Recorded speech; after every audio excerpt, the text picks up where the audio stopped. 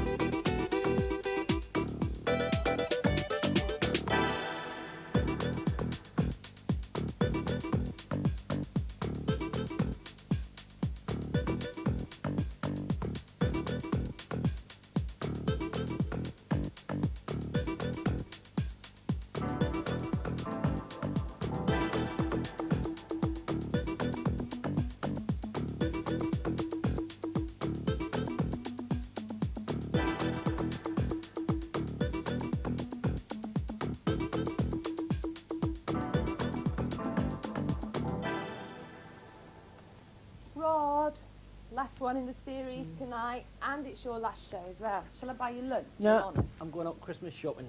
Going to get me a present? I might be. You getting me one? Might be. Well, don't bother getting me a Gary Glitter album. You are just so, because I got to interview Gary Glitter, actually. Come on, Pete, come on.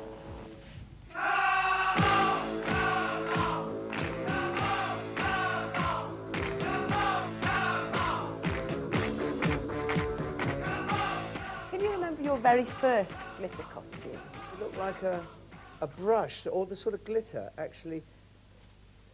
It was like silver paper. It was like tinfoil that was peeled off. And it would, because sequins weren't really invented. They were invented, but they weren't invented in this strip form. Right, yes. They were, in fact, we had to send to Switzerland, where they, because they used to, and I'd have people sewing them on for hours on end, you know. Contrary to popular opinion, I didn't sew them on myself. You know.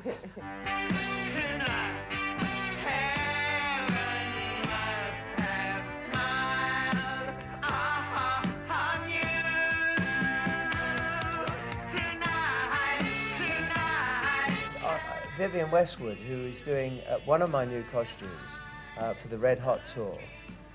When I saw her the other day at the British Fashion Awards, I said, "Oh, you got to make me something, Vivienne. I'd like you to make me something."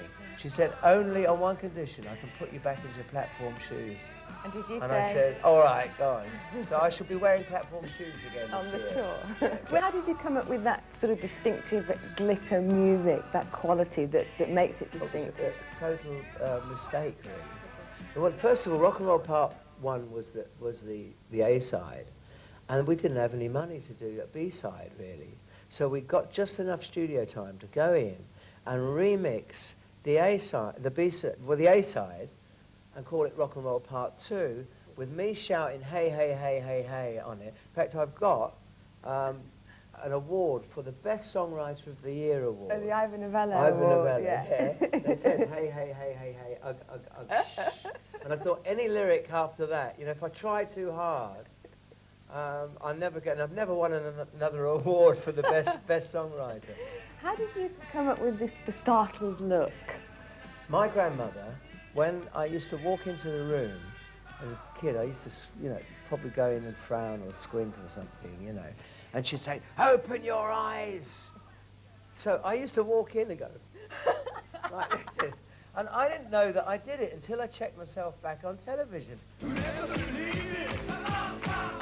then you had massive success with your music from like 1972. From 72, it Yeah. just went until 76, really. The famous quote is, "I drank a bottle of tequila for breakfast and had a gram of cocaine for lunch." Yeah, yes, Those- I went through all that. I didn't realise that I'd had a problem. Because you don't. You try telling somebody that they're drinking too much, you know. They haven't got a clue. They're the last person to know.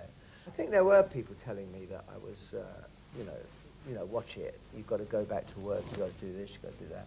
But I wasn't listening.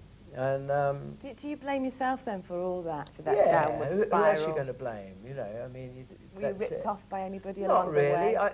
It was very funny. Yeah, the tax man, if you like, because I didn't owe the money. I was assessed at owing £180,000. And I was in New Zealand, and my office said, look, we can no longer manage you. And nobody did the paperwork on this, right? So I came, and I suddenly got this message, say you're bankrupt, you know. So I thought, oh dear. And then the best thing that could possibly happen, because everybody said, right, you've obviously got to go back to work, Harry, right? And I looked at it, and I said, okay. And they all said to me, my manager and everybody said, okay, you're a television celebrity, you know, you could be a celebrity. I said, no, I'm a rock and roller. Not off. It's the audience out there that is what matters. What do they love about you? I think they know that they need a leader for the gang. So they've given me the job. But you're still the leader. You never stopped being the leader. Did you? No, but when I was in the band, you know, I could have played the drums. You know, I'm not a bad drummer as it happens. But you know, they stopped me up the front because I got the clothes. You know, and they said, go on, you get up there because, you know, the girls like you, right? So I stood up there and I've given it all this. And I guess the gang now say, okay, well, we're a gang, you know, but we need a leader. I always feel other people are stars. I mean, I still think I'm trying to make it, basically. Do you really? Yeah. And who's a star to you now, then? Well, I think, you know, certainly Elvis was a great star. I think Elton John is a big star. I think Rod Stewart's a big star.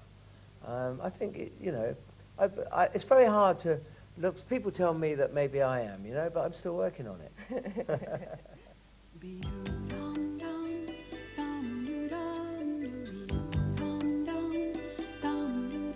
45,000 people will see concerts by Manchester band James on the 7th and 8th, veteran of glam rock Gary Glitter on the 16th, an Australian rocker...